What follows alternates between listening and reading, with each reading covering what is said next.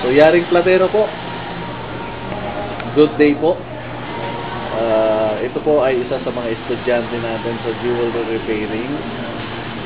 Tinuturuan natin paano maghinang ng kwintas at saka mga singsing.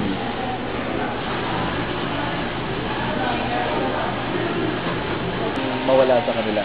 Idiin mo ng kuko mo, Rose. Yan. So, diin na diin yan. At saka mo siya ikakat. Ngayon.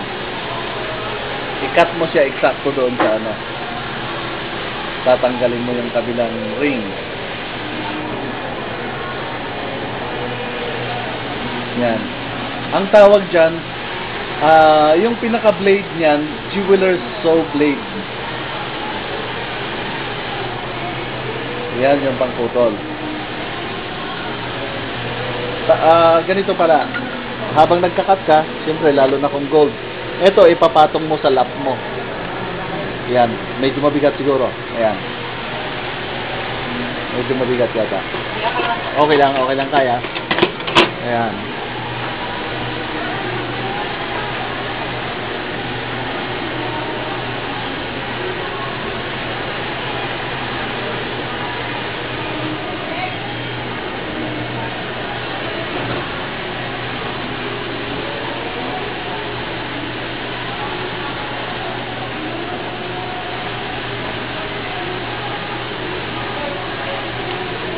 Yan. So, itong mga jewelry na to, intended talaga to para pag-practicean natin.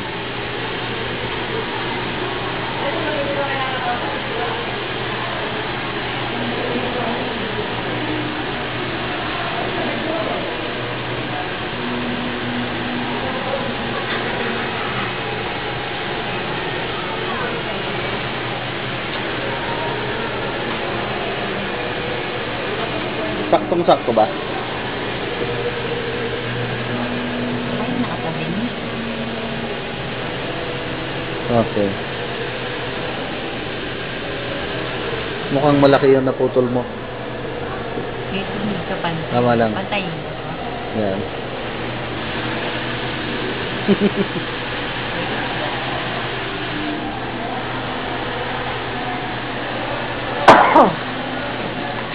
Anong mas mahirap, mag-cross stitch o yan? Ay, mas madali yung... Mas madali mag-cross stitch, di ba? Nakarami na ako na. Ang jewelry repairing, very intricate na trabaho. Yan ang klase ng jewelry repairing. Yan ang binabayaran natin ng mahal. Yung teknolohiya, paano siya matutunang gawin. Yan, kailangan straight mo ng gusto. Oh, sabihin mo lang kung kailangan ng saklolo. Ayun, na-arrange na siya.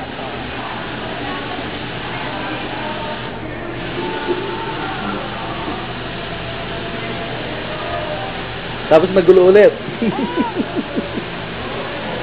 Lang.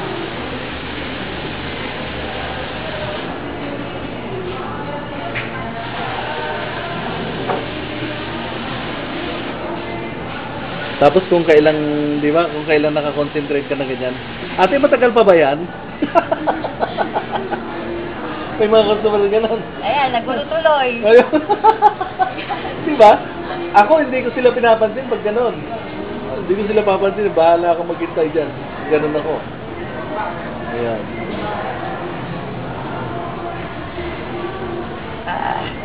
Ayan. Kasi, pag lalo mong mamadaliin, lalo mong hindi magagawa. So, i-calm mo yung sarili mo, relax mo yung sarili mo. Para ka lang naglalaro, para ka lang gumagawa ng isang eksperimento. Yun ang style. Kasi, ang jewelry repair, hindi basta-basta trabaho.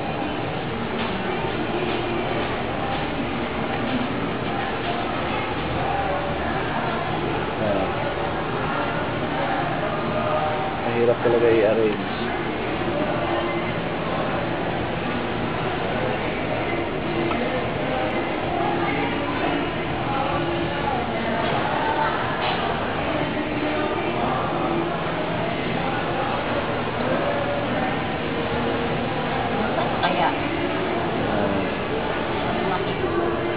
Natatandaan mo pa kung saan yun. Ayan. So ito po ang isa sa mga teknolohiyang itinuturo natin. Kung paano yung maghinang, paano yung pinaka tamang procedure ng paghihinang ng alahas. Hindi lang po yun. Ano na? Yan, yung lighter. Yan. Aha. Pati yung pagtimpla ng soldering materials, kung paano po yung pagtimpla. Standard procedure ng pagtutunaw at pagtimpla ng soldering materials ay itinuturo din po natin. Hindi po cadmium. Hindi po tayo nagtuturo ng paghihinang ng tunay na alahas sa pamamagitan ng cadmium na ihinahalo sa silver o kaya sa gold. Ang standard procedure po ng paghihinang ay hindi po hinahaluan ng cadmium. Ang cadmium po ay hindi para sa precious metal.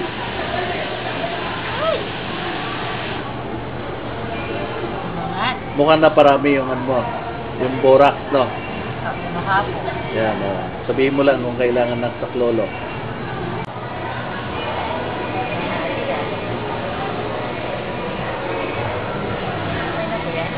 Okay. Okay. Okay na po yung malaki na yan. Okay na yan. Yan. Basta't yung sukat ng panghinang, yun ang yung sukat ng hihinangin mo, doon mo tatansyahin yung panghinang. Okay na po dito. Okay na, oo. So, ihihit mo na ngayon yung sing-sing. Ihihit mo siya. Pagka medyo nagbaga na siya, saka mo ngayon ilalagay yung yung soldering material. Ayan po. Yan, oo. Yan. Ayan. So, yung sabi ko, kailangan equal yung heat nung yung pag-init. Equal yung init nung yan. Yung tip nung apoy mo, yung sa dulo lang. Yan, ilayo mo na. Hindi malayo. Eksakto lang doon sa tulig. Yan. Medyo matagal siya mag-melt, di ba? Okay na. Ganito yan. Okay, pero panoorin mong maigi, ha. Okay, tingnan mo maigi. Yan. Pag nag-red na ngayon, saka mo tutukan. Yan. Nakita mo nag-melt, di ba? Yan.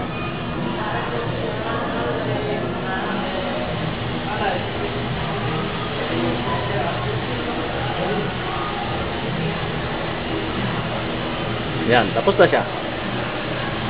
Yan. Patayin ko na po. Oo, patayin mo na. Yan. Tagal siya. Wala. So, yan. Kasi kanina, mabilis. Oo, kasi, alam mo kung bakit? Yung kasing inano natin, yung tawag nun, yung hinihinang natin, manipis. Correct. Kaya madali siyang madali siyang mahina. Okay, so